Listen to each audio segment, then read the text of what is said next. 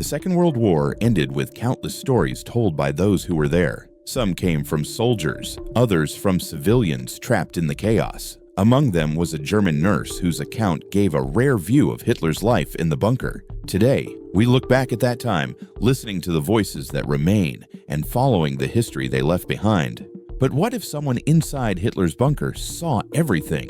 The fear, the secrets, the sickness, yet lived to tell it? The nurse.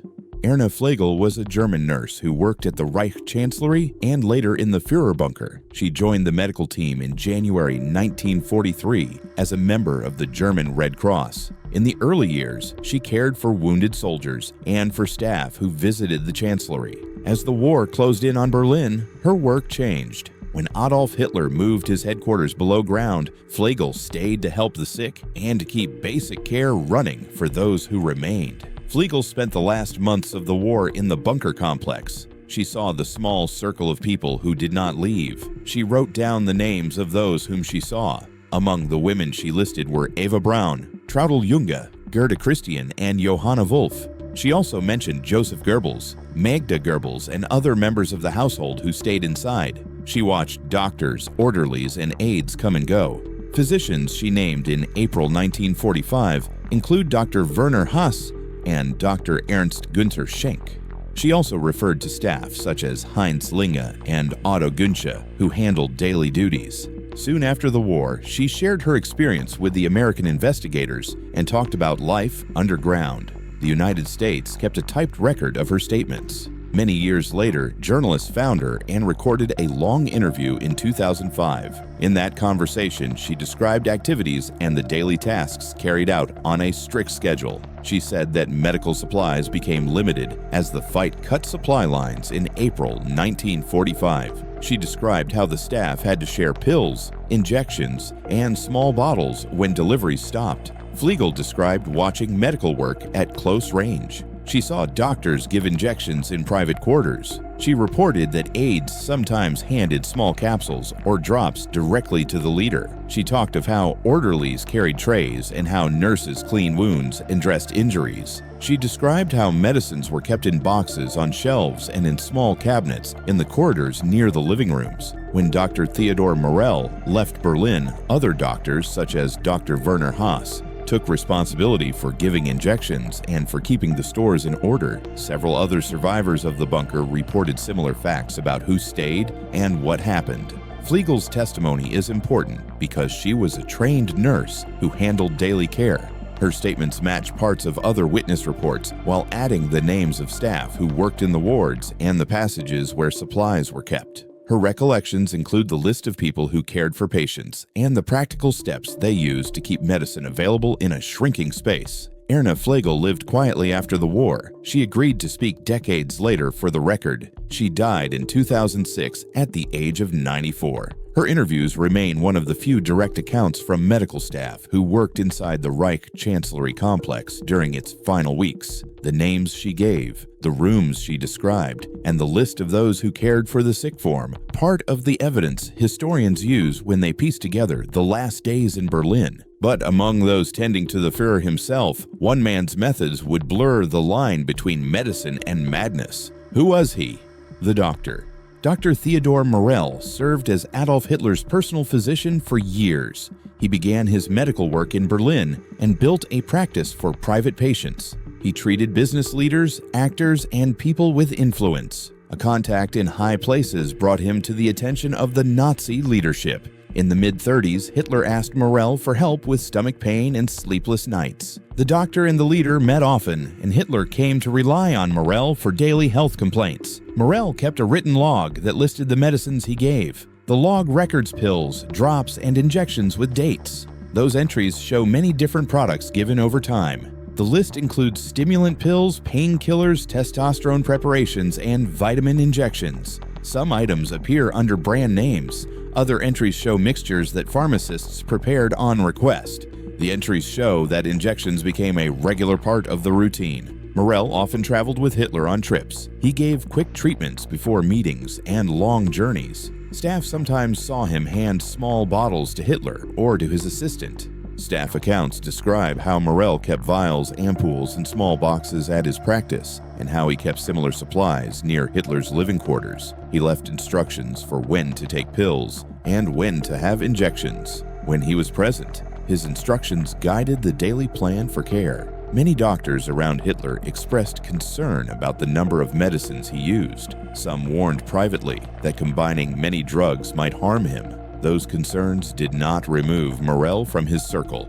Hitler rewarded Morell with privileges and official recognition. Morell gained access to private rooms and to the leader's schedule. He received honors, and he rose in status because of Hitler's trust. Researchers after the war studied Morell's written log closely. Allied examiners seized his records and compared trade names to known drug types. Investigators also found bottles and labels that matched the products on the list. The match between the written entries and the physical items gave a strong account of what chemicals entered Hitler's body at different times. The log lists several kinds of drugs. Stimulants appear often. These would raise energy and reduce sleep needs for a short time. Painkillers and opioid-type drugs show up in other entries. Hormone treatments show as separate entries. Vitamins and iron tonics appear on many pages. The log also contains local treatments and drops for stomach and throat problems. The combined pattern gives a picture of frequent drug use over months and years.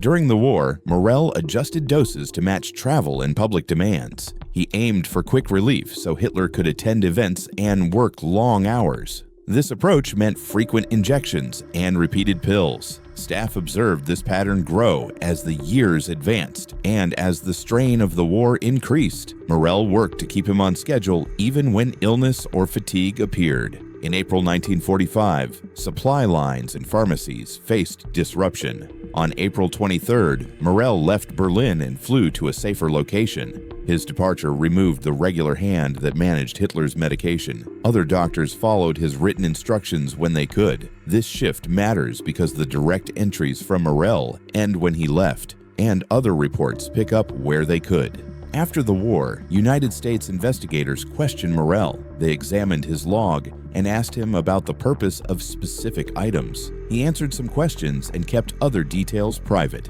He was held for questioning and later released. He died in Bavaria in 1948. Morell kept business links with pharmacies and drug makers to obtain rare supplies. These contacts and his written list helped investigators match brand names to bottles. The surviving record forms a key source on his daily treatments and delivery. But what secrets were hidden within those vials and notes? What substances coursed through Hitler's veins that history never fully revealed? What exactly was he given? Dr. Theodor Morell kept records that list many medicines given to Adolf Hitler over the years. The records show pills, drops, injections, and creams. They show the names of products used at different times. The list below explains the main items and how they were used in simple terms. Eucadol was a brand name for oxycodone. It is a drug made to ease strong pain. When taken often, it can slow reactions and make a person feel drowsy. Doctors used it for severe aches and when other medicines failed to help. Pervitin was a methamphetamine pill used by many in Germany at the time. It raises energy and lowers the need for sleep for a short period. Long use can cause poor sleep, mood swings, and bursts of strong activity, followed by deep tiredness. Dr. Coaster pills were sold as anti-gas or tonic pills in older medical lines. Some formulas of those pills at the time contained atropine or small amounts of strychnine. Atropine changes how nerves send signals to the heart and glands. Strychnine in tiny doses had been used earlier as a stimulant. Bromide mixtures such as bromnervicet were given to calm his nerves and help with sleep. These were sedating agents used after stimulant use or when sleep would not come. Heart medicines such as strepanthin treated a weak pulse and low circulation. These drugs acted on the heart to raise its strength in short periods. Staff used them when Hitler felt faint or weak. Testoviron is a testosterone preparation. It was used to treat low energy and a worn-out feeling. Morell gave it in the form of injections to try to raise Hitler's physical drive. Tonophosphin and vitamin tonics appeared in many entries. These products mixed phosphorus compounds, iron, or vitamins to supply basic strength and to treat tiredness reported by Hitler. Cocaine drops and choramine appear in records as local stimulants or emergency aids. They would act fast in collapse cases or for pain in the mouth, nose, or throat. Topical antibiotics and wound sprays such as penicillin were used when cuts or wounds needed protection from infection. These items were common in wartime treatment. Stomach remedies showed up often because Hitler complained of belly pain, nausea, and poor digestion for years. Morell gave stomach drops, antacids, and pills to treat these daily issues. Delivery methods varied. Many items came as pills to swallow. Others were ampules for injection. Some were drops for the nose or throat. Morell often gave a small bottle to an aide, or he handed an ampule to the person giving the shot.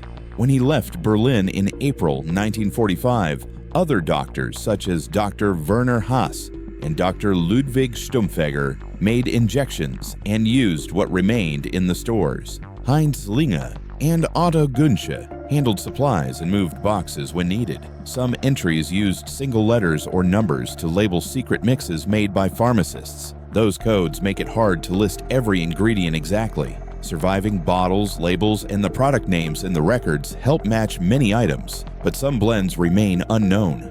The overall pattern shows frequent use of stimulants, pain relievers, sedatives, hormones, and tonics over long periods. After the war, investigators compared listed products with bottles and labels they found to also confirm many of the recorded treatments and the timelines. But what if those mysterious drug codes weren't just random labels? What if they held clues to Hitler's strange physical decline?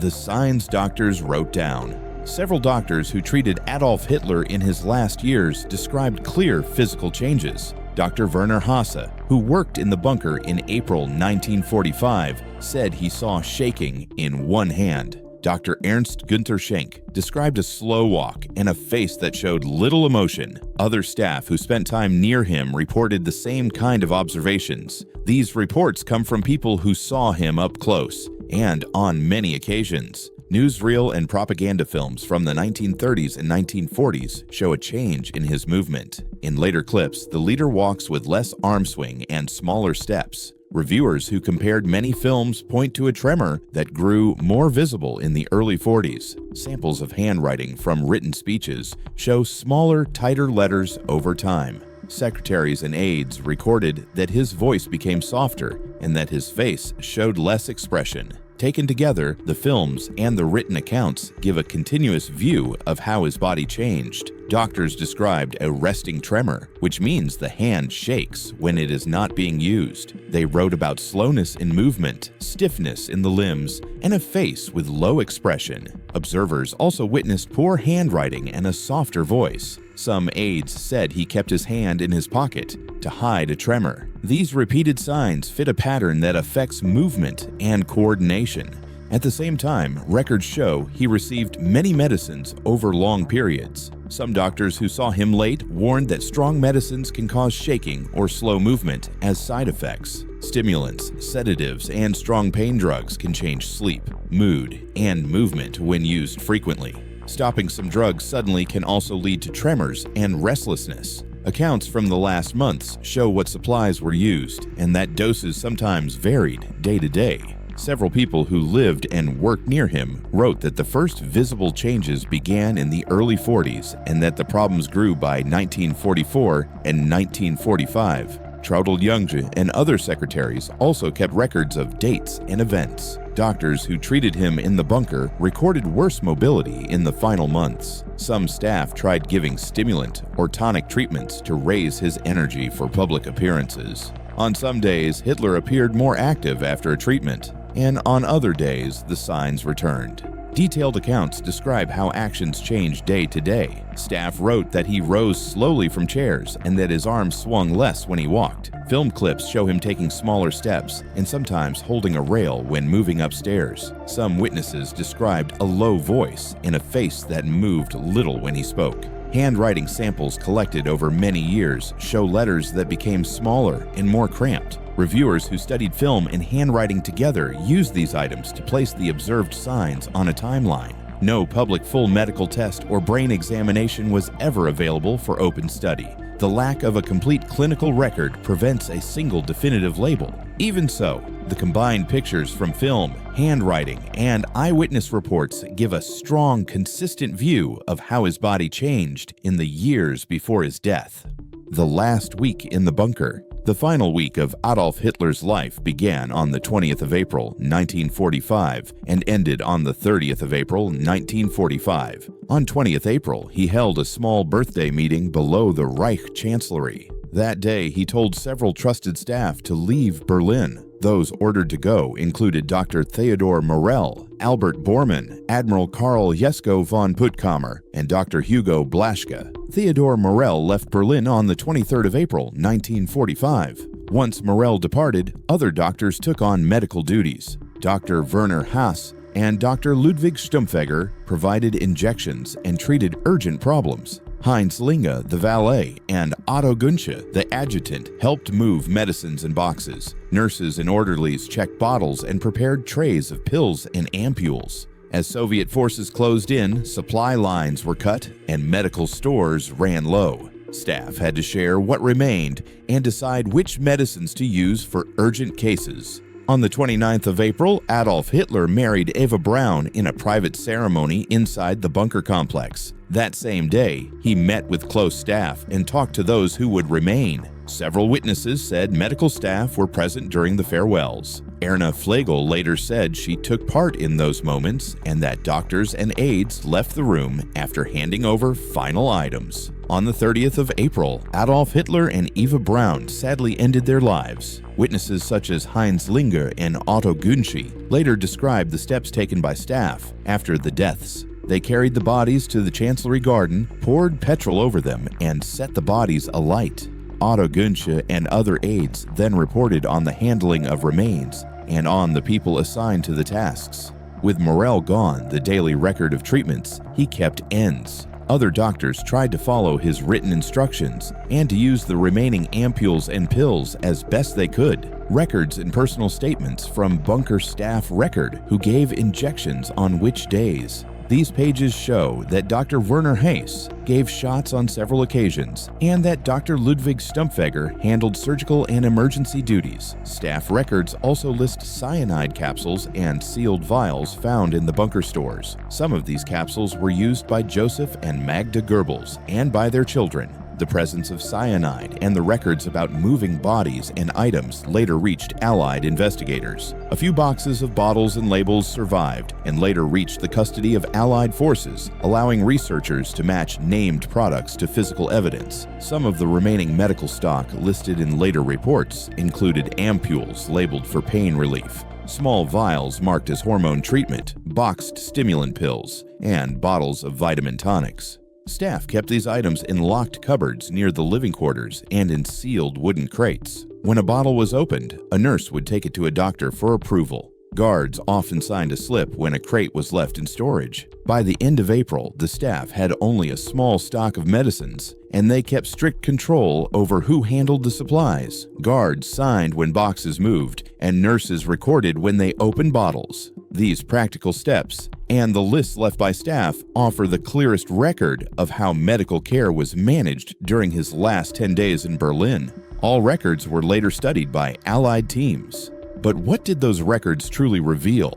And did the witnesses' testimonies align or expose something far more unsettling beneath the surface? Records and interrogations. After the war, Allied teams gathered documents, bottles, and witness statements. United States Army officers and intelligence personnel interviewed people who had been in the Reich Chancellery and the bunker. Investigators also seized medical boxes and the papers that belonged to Dr. Theodor Morell. The interviews were typed, and the original files were placed in government archives. One named witness was Erna Flegel. She talked to United States officers soon after the surrender. She described who stayed, who handled medicines, and how supplies were stored. Her typed statement went into official collections and later helped reporters and writers reconstruct events. Other staff who gave statements include Heinz Linge, Otto Gunsche, Traudl Junge, and several doctors who worked in April 1945. Each of these witnesses named people and places and described what they saw in the final days. United States examiners questioned Dr. Theodore Morell about the substances he supplied. He answered questions about pills, injections, and the delivery of specific bottles. Investigators found ampules and boxes that matched many product names on Morell's lists. The presence of those items made it easier to link written entries with physical evidence. Some products were common medicine brands of the time. Others were prepared by pharmacists on request. The proceedings at the Nuremberg Military Tribunal produced more documents. Doctors who held high posts faced trial, and records from those cases show how medical authority worked inside the regime. Documents from trials, from military interrogations, and from captured files create a long paper trail. These materials list names, shipment dates, and signed statements about the movement and custody of supplies. Researchers have found gaps in the paper record. Some product entries used single letters or numbers as labels. Pharmacy forms sometimes used old brand names that were later changed. That makes matching every entry to a single chemical formula difficult.